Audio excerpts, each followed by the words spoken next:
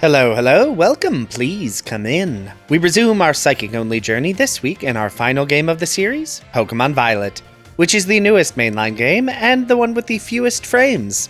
Love those frames. It is also the longest intro before the game can properly get going.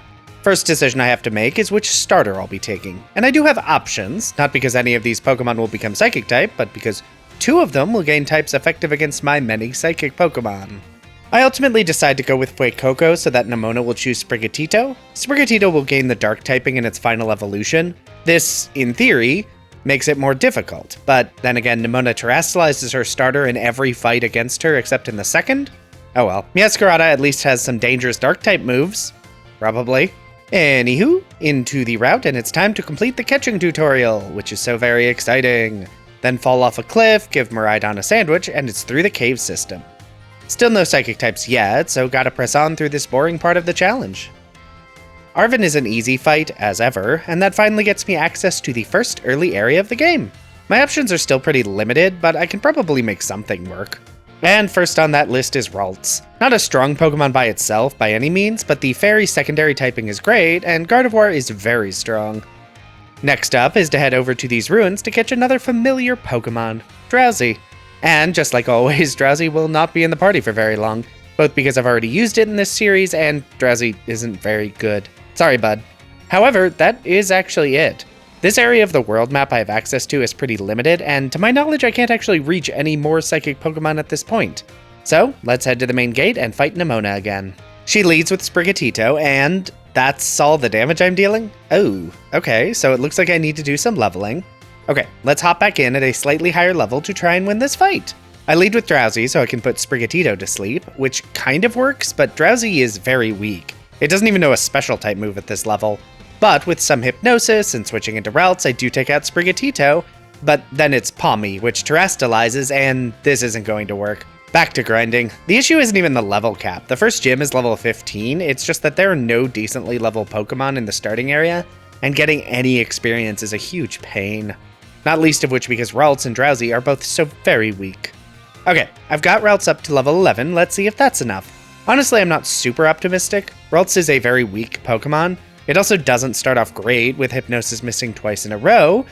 Time for some evasion strats and... Alright, back to leveling we go! Okay, I'm up to level 12.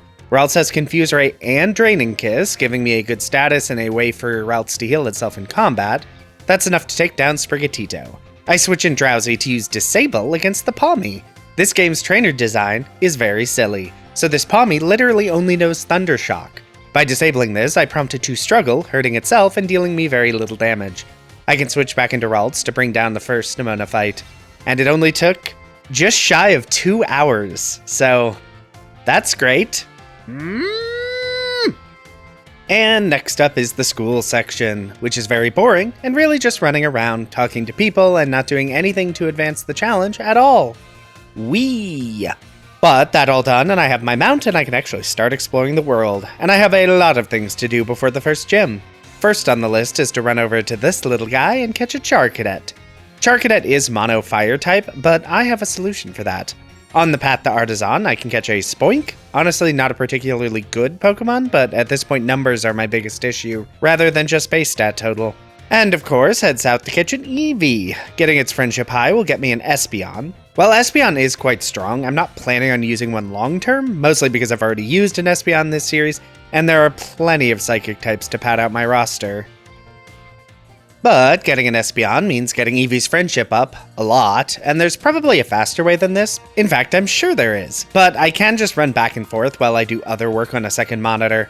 But partway through doing that, it's time to evolve Charcadet into Armarouge. And listen, yes, the item to evolve Charcadet into Armarouge is indeed a Scarlet exclusive, and this is a Violet run, but Pokemon Scarlet is $60 US, and I have friends who will get the armor for me for free, so that's what I did. And while it would take some effort, there are low-level Bronzor in the nearby desert to trade for the armor if this was Scarlet. So I'm going to do it, and you may disagree. Tough. Anywho, Armarouge acquired, and I can do the Olive Roll with its normal physics, and hop right into the gym fight. This gym is a Bug type, normally potentially threatening for my Psychic types. However, this is Gen 9, and Armarouge is a Fire type. So I fire Terra to resist all their attacks and sweep the gym with Mystical Fire. Yeah, Armarouge is a really strong Pokemon for this point in the game. Certainly obtainable in a casual playthrough, but it would be a bit of a trek. And that is Gym 1 down fairly easily. And next on the list is to catch a Bronzor. Bronzor itself isn't super great, but Bronzong is pretty good, and the secondary Steel typing is a very good defensive type.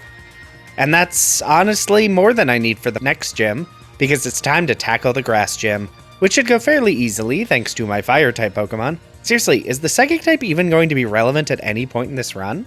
And I start by leading Armarouge, and there is really no point in holding back. Fire Terra into Mystical Fire.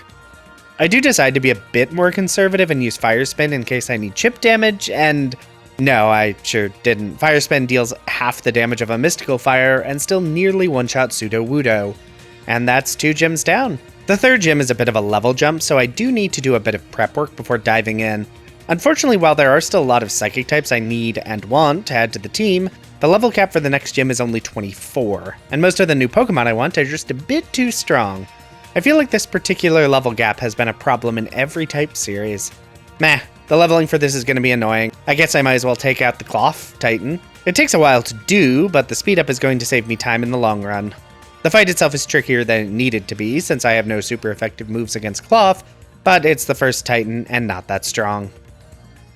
Next gym leader on the docket is Iono. This is always a surprisingly difficult gym. One is that she has 4 Pokemon, no idea why when subsequent gyms don't, but whatever.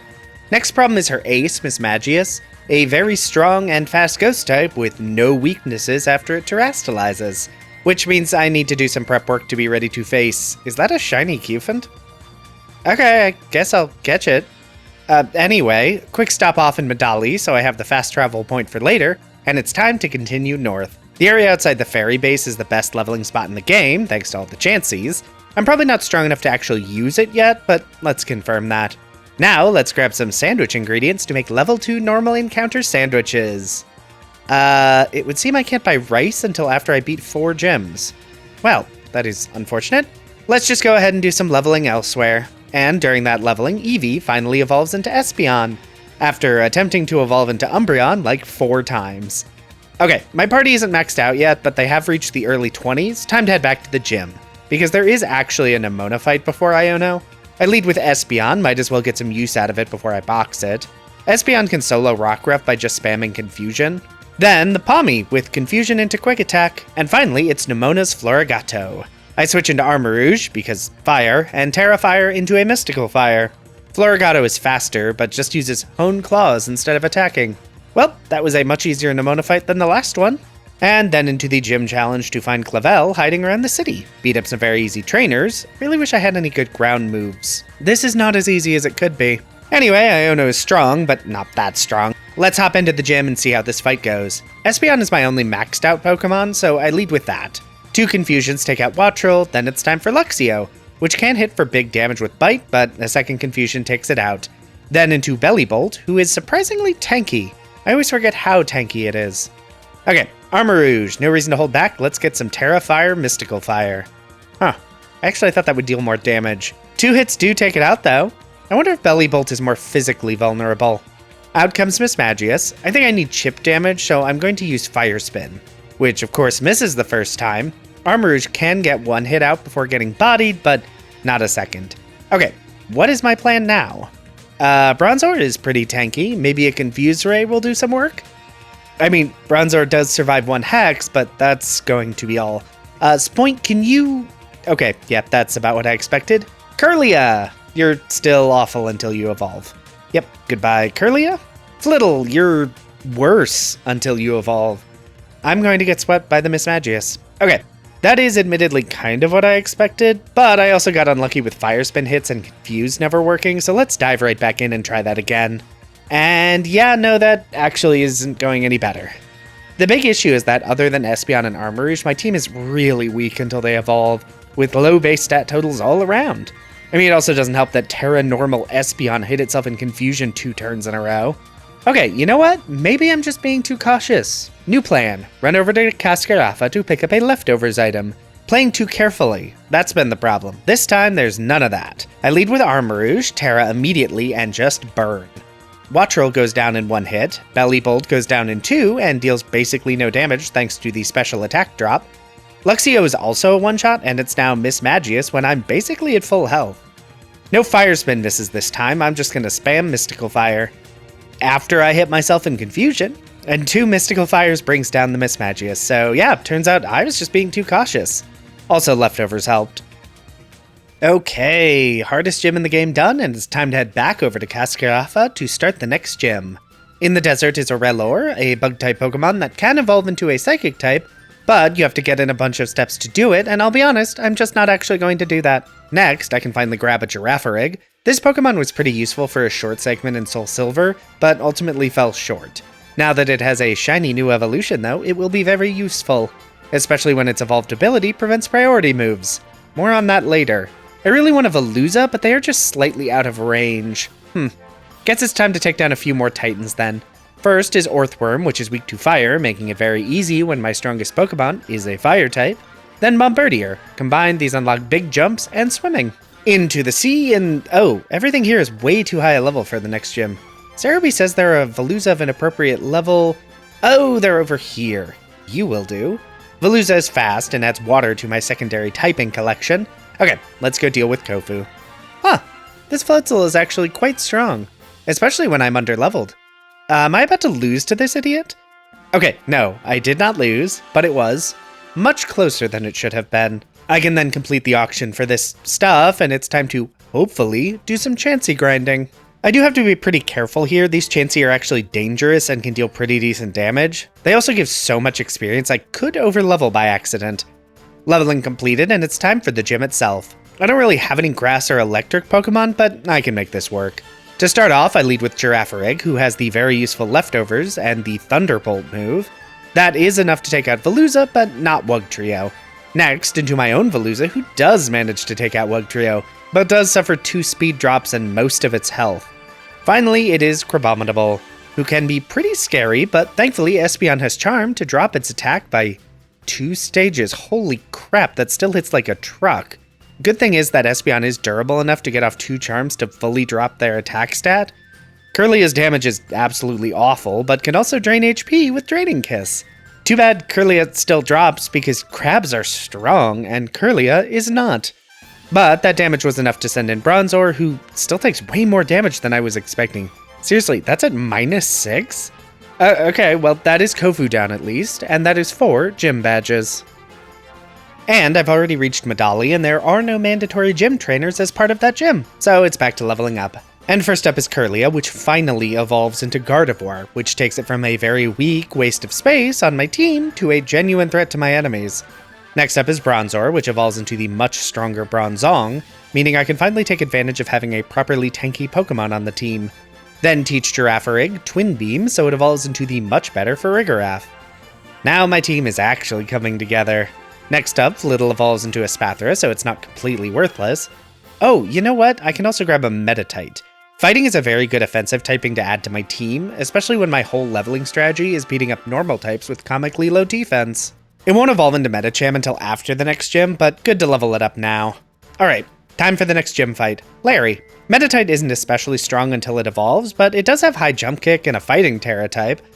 Good lord, Slam did a lot of damage. At least Kamala was a one-shot. And Dunsparce. Okay, Meditite earning its place on the team. But it's time for Staraptor, which can take out Meditite's last 2 HP. Any of these are good responses? Guess I'll send in Bronzong to do some tanking. Yeah, that's more the damage I expected. Bronzong can't actually deal any good damage, but not even a critical hit can stop Bronzong. Barely. That was so much easier. Love the progress. And it's another Nemona fight. I lead with Meditite, mostly because I have to, and high jump kick one-shots Lycanroc. Next up is Goomy, and Meditite finally misses a high jump kick and goes down. But that's fine. I can send in Gardevoir to take out Goomy and Pomo. So glad my Pokemon have evolved. Last up is Meowscarada, which is now a Dark type. But Nemona is going to Terra it every single time to remove its Psychic immunity.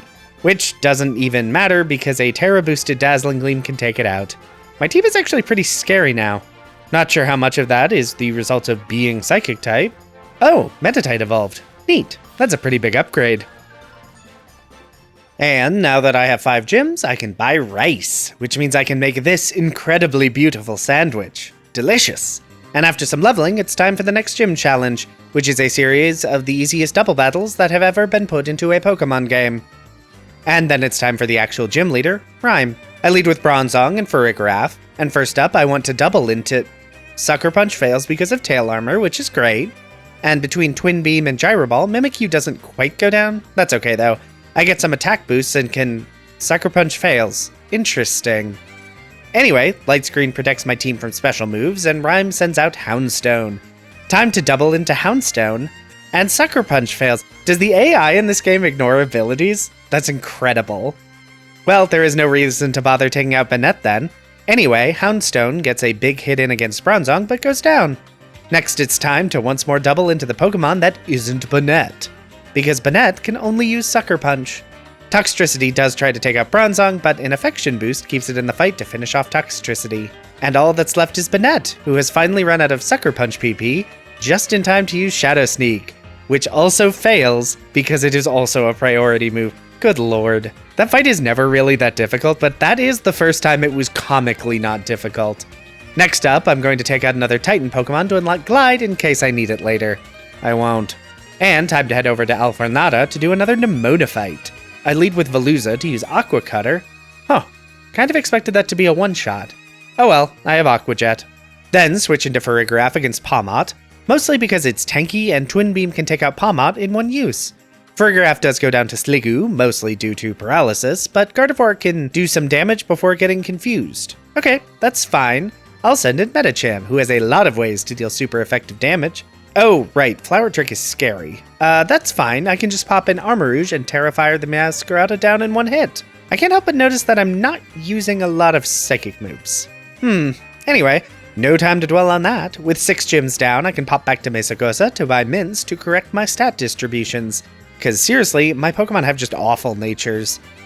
Okay, now it's gym time, and that starts with Farigiraf v Farigiraf. But I can Terra Normal mine, and I have leftovers, which means some crunches can finish the fight, and I'm near full health. Gardevoir is not weak to any of my nonsense. I can hit like a truck. That's not great. Okay, let's switch into Bronzong, who can resist Gardevoir's attacks and hit for super effective damage. Nice! Next up is Espathra, which I don't really have anything for on Bronzong's move pool. Yeah, okay. Into Veluza, who is pretty fast and can almost take out Espathra. Okay, this is getting a little spicy.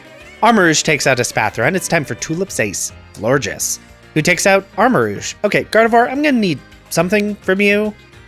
Okay, at least Moonblast deals a little damage, and Confusion helps. Seriously, I'm getting pretty lucky overall.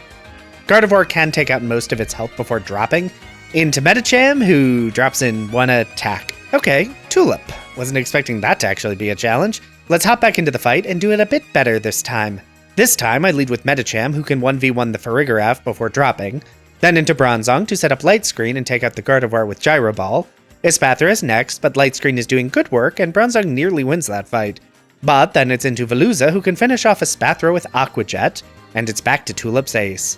Florges is pretty strong, but this time I saved Farigiraf, who can Terra Normal and use Crunch. Florges deals big damage, but Farigiraf is pretty tanky and can finally take down Florges. And that is Gym 7, only one gym left to go. And you know what, it's time to update Medicham's moveset. By giving it access to Fire Punch, Ice Punch, and Thunder Punch, along with High Jump Kick, Medicham's coverage becomes absurd. These 4 types can hit 2/3 of the Pokedex for super effective damage, and literally nothing resists it. Medicham is going to be good, I think. And time for the last gym, which is an Ice-type gym, and therefore not particularly concerning. And I'm not messing around. I take out Frostmoth with 1 Fire Punch, then into Beartic, who actually survives a Fire Punch. Alright, tankier than I thought. Next up is the Titan, and High Jump Kick misses. Okay, well, that's a bummer. Medicham could have swept the entire team. Oh well, I have Armarouge as backup to Terra Mystical Fire. It's not as good against the Titan because of Liquidation and Thick Fat, but it's enough to bring down Titan. Altaria's Hurricane misses, and Mystical Fire takes out most of its health. So it's into Farigiraf to finish the fight with Twin Beam. And now it's time to do some prep work, because the Elite Four are no joke. Mostly in that they are much higher level than I am, and I need to be prepared, both with Pokemon at the level they need to be, and some rare candies to level up between the fights. Okay, it's into the Elite Four, and first up is Rika, Ground-type Specialist. First up, I lead with Farigiraf, which has Trailblaze that I taught it for coverage. Very useful against the 4x weak Whiscash. Next up is Dugtrio, which Fergraf can outspeed thanks to 2 speed boosts. Dugtrio sets up Sandstorm, which also boosts its evasion, but another Trailblaze can finish it off. Camerupt is next, which Fergraf can't really do anything to, but that's fine. It did all it needed to. Switch into Veluza to use Liquidation to finish it off, then 2 more Liquidations to finish off Donphan. All that's left is Clodsire, which has Water Absorb, but the joke's on Clodsire because Veluza has Mold Breaker to bypass it and end the fight after Liquidation and an Aqua Jet. The one time I remember that Clodsire has Water Absorb. Next up is Poppy, Steel-type expert, but I am so prepared for this fight. Armarouge is up first, and because of Steel-type's physical bulk, I need fire to go a long way. So, Terra Armarouge and use Flamethrower on Caparaja. Then Flamethrower onto Bronzong. So glad Armarouge finally has Flamethrower. Another Flamethrower takes out Corviknight. This fight is in the bag. Magnezone is a threat because it can't be one-shot. But I can use Mystical Fire to reduce its special attack, which ends up not mattering because it sets up a light screen. Last is the Ace Tinkaton, which can be scary, but just doesn't have any moves that can deal enough damage. And while Magneton's light screen means I need to use 2 flamethrowers, Armarouge is able to sweep Poppy's team. Next up is Larry, now a flying expert. I lead with Medicham, whose attack and coverage is first class, and that starts with one-shotting Tropius with Ice Punch. Ooh, Brave Bird. Probably should have switched. Okay. No sweep for Medicham, that's okay. Fergraf is pretty tanky and has Thunderbolt to take out Staraptor. Altaria is next, and I don't have any ice moves that I'd want, so when Fergraf goes down, I need to switch into Gardevoir to take out the Altaria with Moonbeam. Oricorio's up, and I don't have anything for this, but I can use Draining Kiss to deal damage and heal. Oricorio is down, and all that's left is Larry's admittedly very scary ace, Flamigo. I need to hit hard and fast, so it's time to Terra Fairy, mostly to avoid the Throat Chop. And then Gardevoir hits itself in confusion and drops to Brave Bird. Okay, that's not great. Bronzong, you're tanky. Okay, you didn't die to close combat and landed a critical hit. So that's a lot. And one more Gyro Ball finishes off Flamigo. Honestly, didn't expect that to work that well. I'll take it. Leading with Medicham again, because that coverage is just too good not to use. First up is Noivern, which goes down to 1 Ice Punch. Then into Flapple, which also goes down to 1 Ice Punch.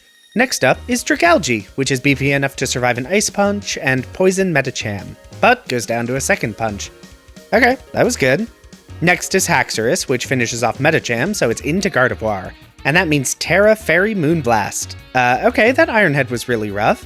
Good thing Draining Kiss can one-shot and heal Gardevoir a lot. And Excalibur, which manages to flinch and should have taken out Gardevoir, but doesn't, thanks to Affection. And then another flinch, and Gardevoir actually does go down. That's like the 6th flinch in this Elite Four. Fine, Bronzong, can you deal with this? Thank you. And its final challenge against Geeta, champion and borderline incompetent. I lead with Veluza against Espathra. 2 Night Slashes are enough to bring it down, then out comes King Gambit. Not the order I'm used to, but Veluza can get in a big hit before dropping. And now it's time for Medicham to show why that move flexibility is so strong. High Jump Kick takes out King Gambit, Ice Punch takes out Go-Goat in 2 hits, Avalugg is pretty physically bulky, but a Terra High Jump Kick means that is not actually that important. Veluza is next, but a Thunder Punch takes out most of its health. Sadly, Veluza has a priority move and takes out Medicham. Not bad though, took out a good chunk of Geeta's team by itself. Into Bronzong to take out Veluza, and all that's left is Glamora, her ace. Earth Para deals decent damage, but it still takes 2 hits to finish Bronzong. And then into, I guess I don't have any great matchups. I'll just send in Gardevoir, who drops to a Terra Blast after a Sludge Wave. I never realized Glamora was that fast. Oh well, Fergraf is very tanky and Glamora has no health left. And that is Champion Geeta beaten. And that means there is only one thing left to do. Fight Nemona one final time. I lead Medicham to one-shot her Lycanroc with High Jump Kick, then drop to Pawmot. Well, sorry Medicham. Oh well, I send in Bronzong, who can easily survive close combat and one-shot Pawmot. Bronzong doesn't really have anything for Orthworm, but I do want the free switch in. Armarouge is up to Flamethrower the Orthworm, then Psyshock down the Goodra. Dunsparce is up next, but Armarouge actually wins thanks to an Affection dodge. Armarouge v Meowscarada would be in my favor, but sadly Armarouge has too little health. So it's into Gardevoir to Terra Fairy Moonblast, which does deal a lot of damage, but Flower Trick takes out Gardevoir. So it's into Fergraf to once more carry the team thanks to its bulk and take out Meowscarada with a single Twin Beam. And that was Pokémon Violet, with only Psychic-type Pokémon. And that was pretty interesting. On one hand, my Pokémon were very much able to fight the main trainers in this game, particularly after they evolved and I could fill out my team. On the other hand, I didn't feel that much like I was using Psychic types. But I will have more to say about that in the summary video, out next week. I did want to shout out that I do have a Patreon, linked in the description. I spend a lot of time making these videos. So if you enjoyed the video, want to support the channel, and are financially stable enough to do so, that exists. No pressure though, this channel is free to enjoy for everyone and will remain that way. For now, if you'd like this video, be sure to hit the like button. If you'd like to see more of this, feel free to subscribe. Hey, maybe leave a comment if you have something you'd like to say. But whatever you decide to do, have a safe trip home.